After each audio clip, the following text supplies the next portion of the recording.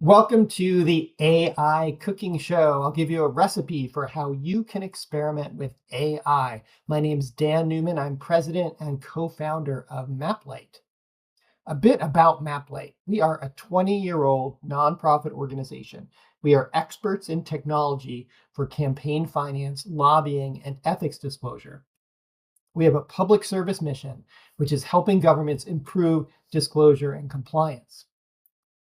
We produce a comprehensive filing and reporting system for campaign finance, lobbying, and ethics. It's called the MapLight Disclosure System.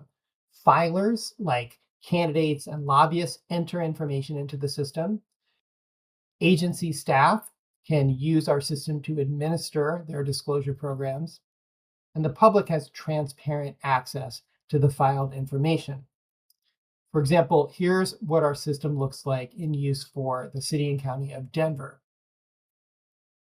In addition to Denver, we work with many other government partners, including Minneapolis, state of Maine, state of California, state of Colorado, and the state of Hawaii. Now, to avoid confusion, I want to make clear that the MapLight disclosure system I just talked about is quite different than the AI cooking show I'm going to talk about in the rest of my talk. The purposes are different and the content is different. The purpose of the MapLight disclosure system is a comprehensive system that automates campaign finance, lobbying, and ethics disclosure for your office. It's fully supported, it's highly accurate, it's highly reliable, and it is not written by AI. In contrast, here in the AI cooking show, the rest of the talk, the purpose is learning and experimenting with AI. I'm going to show you how you can build tools that can be useful in your work in a way that is low cost and that you can do it independently. A few observations about AI. AI, the large language models that run ChatGPT and Microsoft Copilot and the like, they have limited context. And what context means is the amount of information that the AI can keep in mind and work with at any one time. So if you take 1,000 lobbying filed forms and you put it into ChatGPT or Microsoft Copilot and you give it instructions to work on that form, it's not going to work very well because it really can't get its head around all that much information at the same time.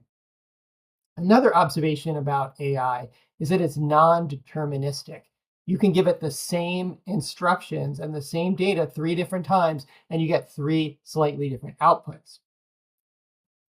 The recipe I'm going to show you today is asking the AI to write a computer program.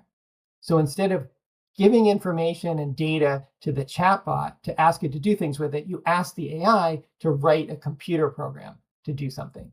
There's a few advantages of that.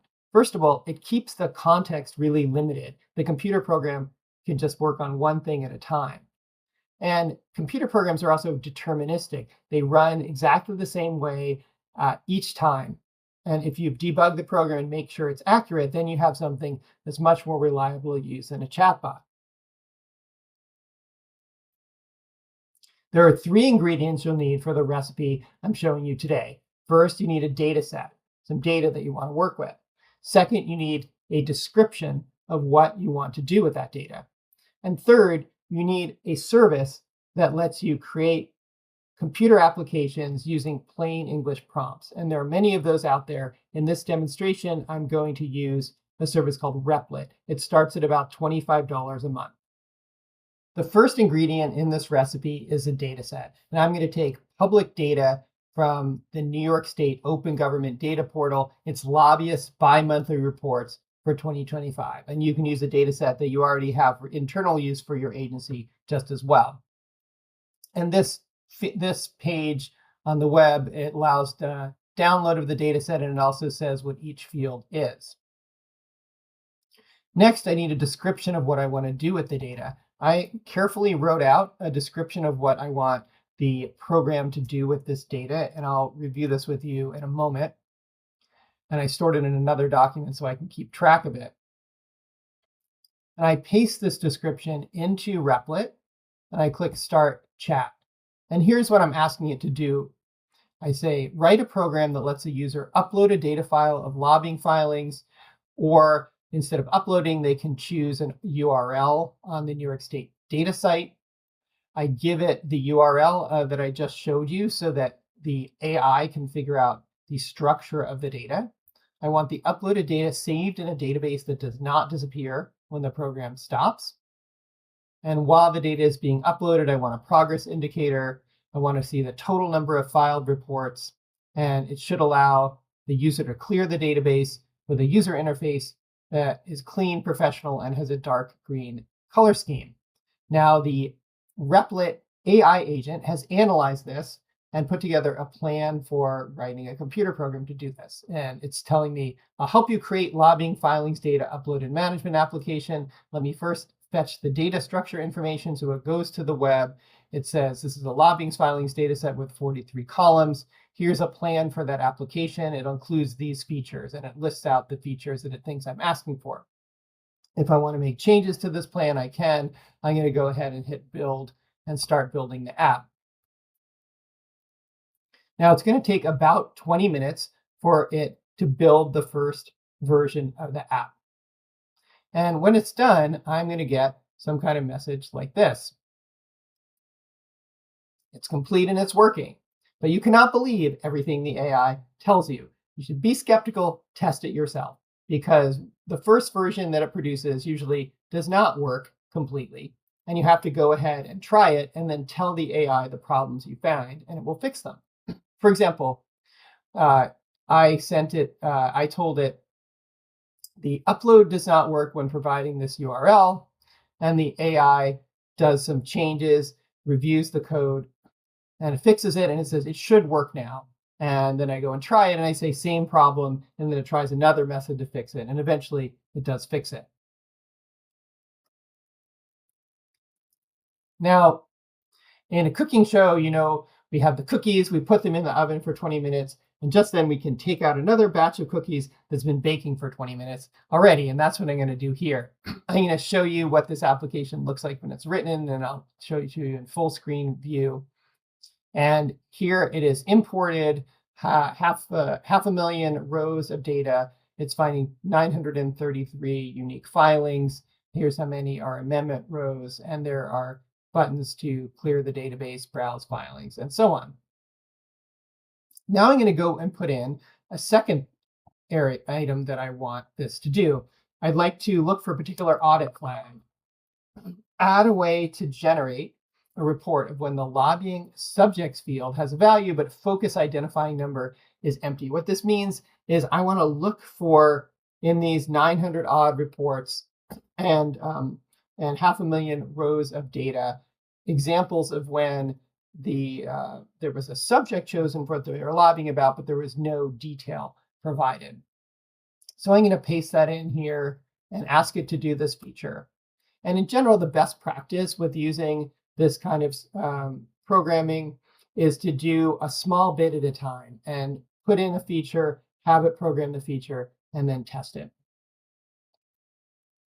So now I'm going to go ahead and show you what that feature looks like once it's completed. We're going to go to this button called Missing Focus Data. And here it's running a report on all 500,000 records. It found 528 that are missing a description of lobbying. All these records have a subject area filled in for lobbying, but there's no detailed description. And I also asked the program to create an export button, so I can hit export CSV. I get a CSV download that I can open in a spreadsheet file. And so now I have a report with all the records that have this audit flag in it. Now I'll go in and put in a third set of information. Add a feature that lets me review each amended record and how that amendment differs from the original record. And I want it to display the original data on the left, the amendment data on the right. I'm telling it that data items are different, should be highlighted in a different color.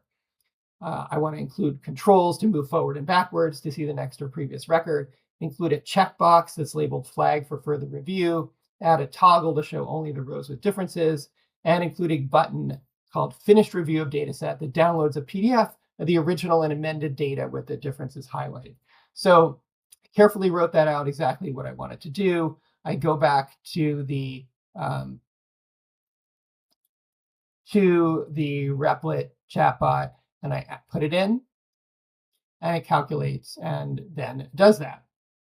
And then after a bunch of debugging and going back and forth in plain English, asking it to fix things, I end up with this app. And I'll show you what that looks like. We'll go to Browse Filings. And it has this control up here, Review Amendments. And just like I asked, it put in next record and previous record, and it has a toggle to show only the differences and flag for further review. So let's see how this works. It created this side-by-side comparison. Here's the original data filed. Here's the amended data filed. And I can step through and look at each record individually. I think it'd be helpful if I just look at the differences. That's much better. And then I can see that like the subject has changed for the amended record. And I'm going to flag this one for further review, and I'll flag this one for further review too. Once I'm done, I click Finished Review of Dataset. And now, just like I requested, the software is going to generate a PDF report for me to take a look at. And in this PDF report, we have the amendment number, we have the original filing, we have the amendment filing, and the differences are in yellow highlighting.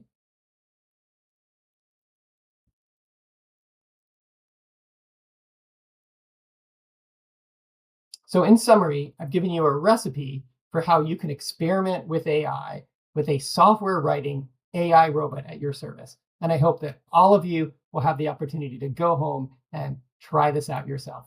Thank you.